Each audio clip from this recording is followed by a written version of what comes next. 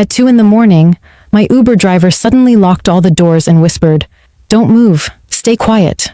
I felt my stomach twist. I thought he was the danger until he pointed to the mirror. That was the moment I realized something was terribly wrong. My name is Avery Holt. I'm 22. My mom is Lena, a nurse who always tells me to trust my instincts. My younger brother is Noah, who checks on me every night because he worries too much. I was alone in the back seat, confused and scared, trying to understand why a stranger was locking me inside his car at that hour.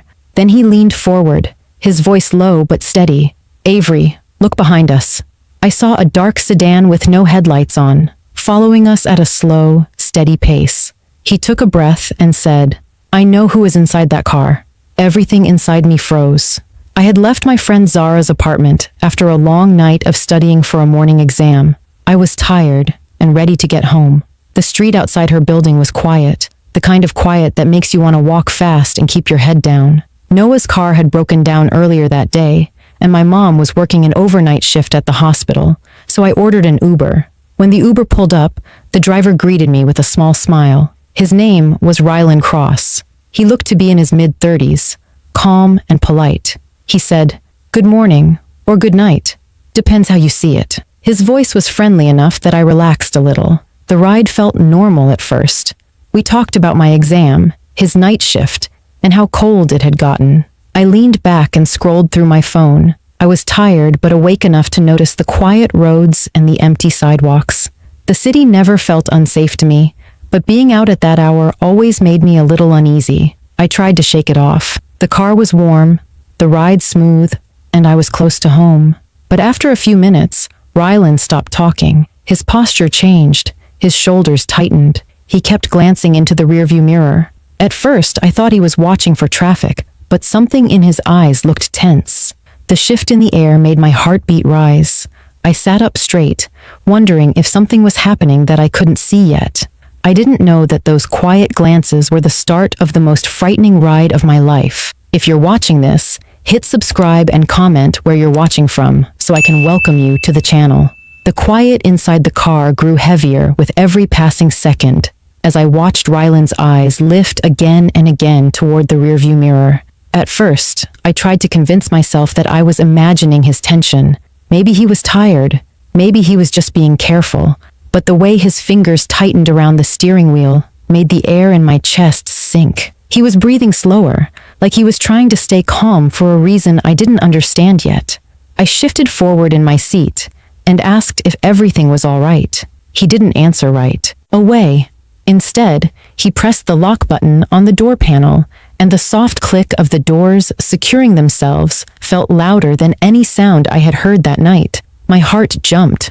I stared at him, trying to make sense of what he was doing. He kept his eyes forward as he said, in a voice that was firm and steady, "Avery, I need you to listen carefully." Those words hit me with a cold rush. Fear rose in my throat so fast that I could barely form a response. I managed a shaky, "Why did you lock the doors? What are you doing?" He didn't raise his voice. He didn't look angry. He looked focused in a way that scared me even more. He said, "I'm trying to keep you safe. Look in the mirror." My hands trembled as I leaned forward to see what he was talking about. Behind us, a dark sedan moved along the same lane, far too close for comfort. The headlights were off, which made the car almost blend into the night. It was the kind of detail that your mind notices a second after your body reacts. A sharp wave of fear washed over me, and my breathing turned uneven. I asked why someone would drive like that at 2 in the morning. Rylan said, "They started following us the moment I pulled away from your friend's building." He spoke slowly, like each word had weight he didn't want to drop. My body stiffened. I felt trapped between panic and disbelief. I pulled out my phone and quickly opened Noah's contact, ready to call him, but Rylan shook his head. "Don't make a call. If they see you moving around too much, they'll know we know." His voice had a calm urgency that forced me to freeze. My hand hovered over my phone as I tried to understand the danger. I wanted to run. I wanted to jump out of the car, even though that made no sense.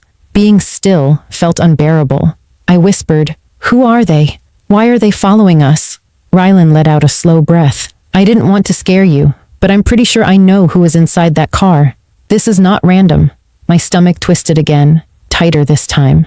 The sedan stayed right behind us, matching our speed, drifting closer when Rylan changed lanes and then easing back into place as if it had a silent plan. The more I watched it, the more wrong everything felt.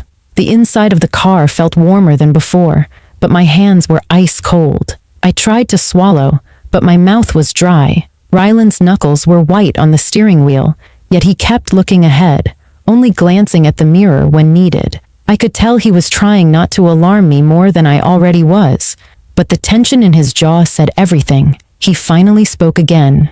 Avery, the man following us has a history, and he doesn't follow people without a reason. Those words hit me harder than anything else he had said. My mind raced as I tried to understand why someone like that would follow me. I replayed every moment from leaving Zara's apartment to getting into the Uber, trying to see if I had done something or seen something that would make a stranger target me. Nothing made sense.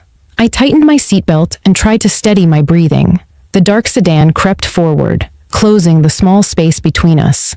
Rylan slightly adjusted the speed to create distance, but the car adjusted too, staying behind us like a shadow that refused to break away. The road around us was empty in every direction. The few streetlights flickered over the pavement, and each light passing made the following car flash in and out of view, which only made the whole scene more haunting. I pressed my hand against my chest as if that could calm the pounding inside. I whispered again, "Why me?" Rylan kept his eyes on the road and said, "People like him look for opportunity. They watch for someone who seems alone, tired, or easy to isolate. You were the only person walking out of that building. That is all it takes." I felt cold all over. The idea that a stranger could choose me in such a simple moment made my skin crawl. The sedan stayed locked on us, steady and silent. The longer it followed, the clearer it became that this wasn't a coincidence or a misunderstanding. Something was about to happen, and I could feel it in every nerve of my body. I wasn't just scared. I was terrified. The fear inside the car had grown so strong that it felt like a living thing pressing against my chest. But Rylan was the first to break the silence. He took a sharp breath and said he was going to try something to shake the car behind us.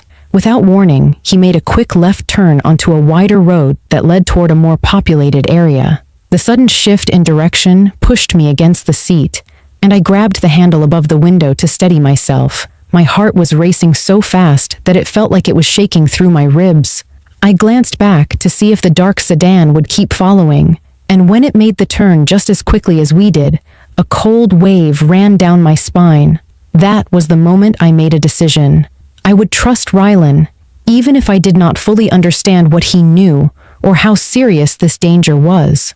My hand hovered near the door handle, and I kept my phone in my lap, ready in case he or I needed to act fast. I said, "Tell me what is going on. I need to know the truth." Rylan nodded, still focused on the road. He said, "You deserve to know who is back there. I used to work in private security. I helped transport people who needed protection. I have dealt with men like the one behind us." His voice grew tighter as he added, "The car looks like it belongs to a man named Dax Morrow." The name meant nothing to me, but the tension in his voice made it clear this was someone dangerous. I asked why the man would be following us, and Rylan said Dax had a reputation. He would usually watch young women leaving apartments, bars, or quiet areas late at night, then follow them until he found a place where he could isolate them. I felt my stomach twist. My voice felt small when I asked, "Why? Would he choose me?" Rylan answered, "Because you were alone when you stepped outside. That is all people like him need." That answer made my hands tremble harder. I pressed my palms against my jeans to hide it, but my shaking didn't stop. The sedan behind us moved closer, creeping closer than before, and Rylan tightened his grip on the steering wheel. He said, "We are not letting him get near us. We need to stay in public spaces until help arrives." When he said help, I looked at him in confusion. He told me he had triggered Uber's hidden emergency feature, which sent a silent alert with our location, license plate, and route. The system would notify local authorities. Hearing that gave me a thin thread of relief, but the fear was still intense because we were not safe yet. I leaned forward in my seat, and searched the road ahead. That was when I spotted the bright lights of a 24-hour gas station a few blocks away. The glow looked like the safest place in the world. I pointed ahead and said, "Go there. There are cameras. There are people." Rylan nodded quickly. "Good call. Hold on." He accelerated a little, trying to put distance between us and the sedan, but the dark car sped up too, as if it sensed we were heading toward safety. I could see it closing in, inch by inch. My hands were shaking, but I forced myself to think clearly. I said, "What if he tries to cut us off?" Rylan kept his eyes forward and said, "Then I will make sure he does not reach you." His voice had a certainty that both comforted me and scared me, because it meant he was fully aware of how serious this was. The dark sedan drifted to the left, then to the right, like it was trying to predict what lane we would choose. The gas station entrance was getting closer, but so was the car behind us. Every second felt stretched and sharp. My breathing grew faster, and the sound of my heartbeat filled my ears. The empty road gave the sedan space to get even closer, and for a moment I thought it would hit us. Rylan adjusted his speed again, keeping just enough distance to prevent the car from coming alongside us. I gripped the seatbelt strap across my chest and stared at the gas station lights, praying nothing would go wrong in the last stretch. Rylan said, "Once we reach that station, do not wait for me. Get out and go straight to anyone you see." His instructions made everything feel even more real. I nodded and kept my eyes locked on the bright lights ahead. The station grew larger in the windshield, and for the first time since noticing the sedan, I felt the faint spark of hope. We had a plan. We had a destination. We just had to reach it before the person behind us made a move. The gas station lights grew brighter as we approached, but the relief I hoped for never came. Instead, the dark sedan behind us made a sudden move, speeding up with a force that made my stomach drop.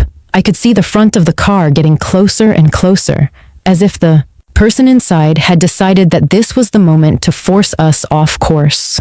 Rylan saw it too. His jaw tightened and he leaned forward with both hands gripping the wheel. He said, "Stay ready. He is about to do something." Before I could ask what he meant, the sedan pulled to the left and inched up beside us. I turned my head just enough to see the car's windows tinted so dark that I could barely see anything inside. The only thing visible was a hint of movement from the driver's side. Then the sedan drifted even closer. So close I thought metal would scrape metal at any second. Rylan reacted fast. He pressed the gas and tried to reach the station entrance before the sedan could block us. The tires hummed against the road as we moved forward in one sharp surge. For a brief moment, I thought we might make it. The gas station was right there, glowing like a beacon, with a few cars parked at the pumps and a clerk visible inside the convenience store under the bright fluorescent lights. But the sedan's driver was not giving up.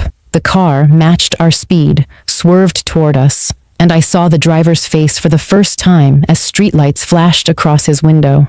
His expression was calm in a way that felt unnatural, as if following us was a routine task for him. He looked younger than I expected, and dangerously comfortable behind the wheel. The sight of him sent a cold wave through my chest. Rylan muttered, "That is him. That is Dax." And I felt my stomach twist again.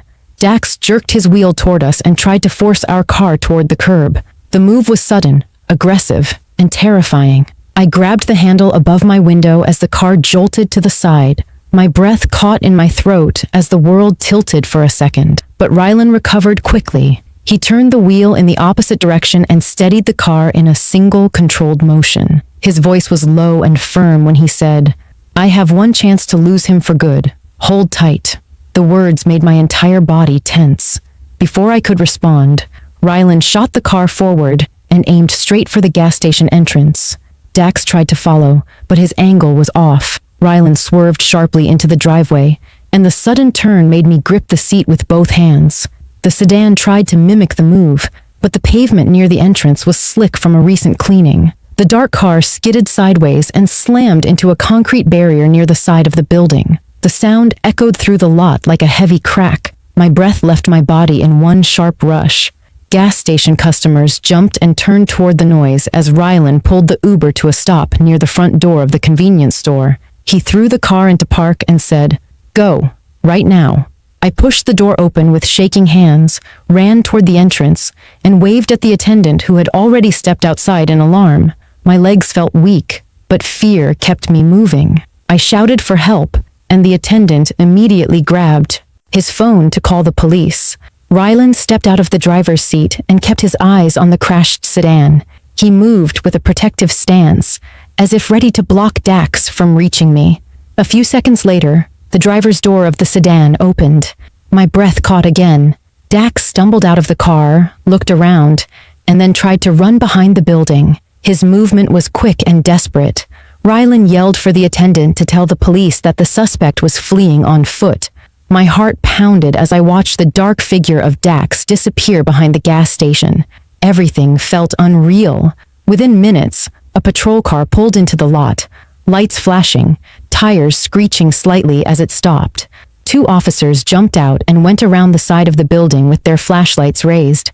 I held onto the edge of the store counter, shaking so hard that the clerk asked if I needed to sit down. I could not answer.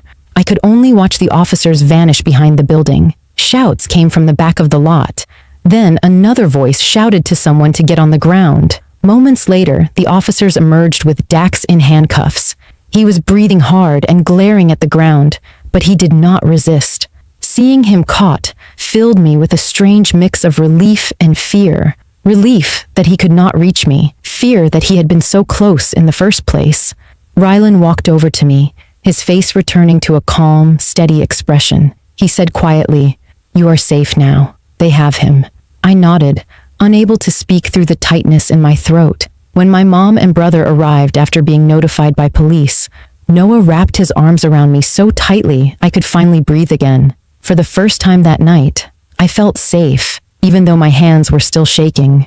The danger was over, but the fear was still settling inside me, and I could feel the weight of everything that almost happened. The ride home from the gas station felt different than anything I had experienced before. My mom sat beside me in the back of her car, holding my hand so tightly that her fingers pressed into my skin, but I did not mind because it reminded me that I was no longer alone. Noah sat in the front seat, checking the mirrors every few seconds, even though the police had assured us that Dax was in custody. Every building we passed looked unfamiliar, even though I knew these streets by heart. Fear had changed the way I saw the world, and it was strange how quickly normal places could turn into reminders of danger. When we finally pulled into our driveway, I stepped out of the car and felt my legs wobble. My mom wrapped her arm around me and guided me inside as if she was afraid I might break. The house smelled like the lavender candle she always lit after a long shift, and for the first time that night, I let myself cry. Not the quiet kind of crying, but the full release that comes when your body is safe enough to feel everything at once. My mom held me close and whispered that I was brave, stronger than I knew, and that I had done everything right.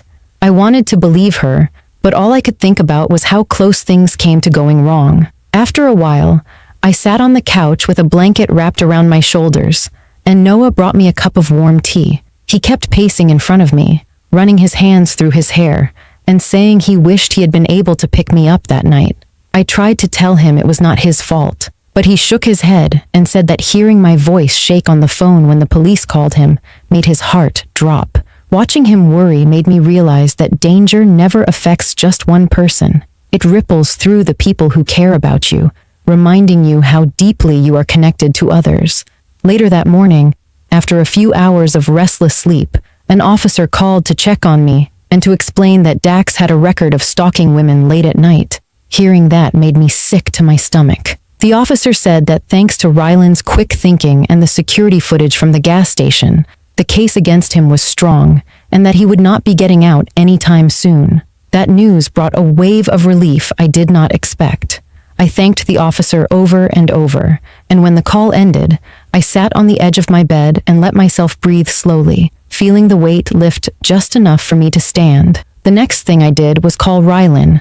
I did not know if he would answer, but he picked up after 2 rings with a calm, "Hello." I told him thank you, not just for driving, but for choosing to protect me when he could have ignored the danger and kept going. He said he was grateful he had been in the right place at the right time, and that he hoped I never had to experience anything like that again. His voice was steady, but I could hear a hint of emotion, like the fear from the night before had reached him too. When we hung up, I felt a deep sense of gratitude for someone who had been a stranger only hours earlier, but had become the reason I was still safe. Over the next few days, my family stayed close. My mom refused to let me walk to my car alone, even in broad daylight. Noah charged my phone, updated all my safety apps, and set location sharing without asking. I found myself checking over my shoulder more often, looking twice before unlocking a door, and paying more attention to the people around me. It was not paranoia, it was awareness, the kind you gain only after learning how quickly a normal night can shift into a nightmare. Yet the biggest lesson I took from that night was not just about danger, it was about instinct. I had always brushed off the small warnings in my gut, telling myself I was overthinking, but now I understood that instincts exist for a reason. The pressure in my chest when I noticed something felt wrong, the tension I sensed before seeing the car behind us, the urge to trust Rylan even through fear, all of it mattered. All of it helped keep me alive. A week later, life began to feel normal again. I went back to classes, visited Zara, and tried to regain the peace that had been shaken loose. One evening, my mom, Noah, and I sat together eating takeout, and for the first time since that night, I laughed without feeling guilty. It felt like something inside me had healed, even if not completely. As I got ready for bed, I thought about everything that had happened and how close I came to never making it home. That thought pushed me to share my story, not to scare people, but to remind them that being aware, trusting your instincts, and reaching for help are not signs of fear, but signs of strength. There are real dangers in the world, but there are also strangers who choose to protect, families who refuse to leave your side, and moments that remind you just how valuable your life truly is. That night changed me, but it also taught me that courage is not the absence of fear. It is choosing to act in the middle of it. If you made it this far, hit subscribe and comment where you are watching from, because your support helps me share more stories like this.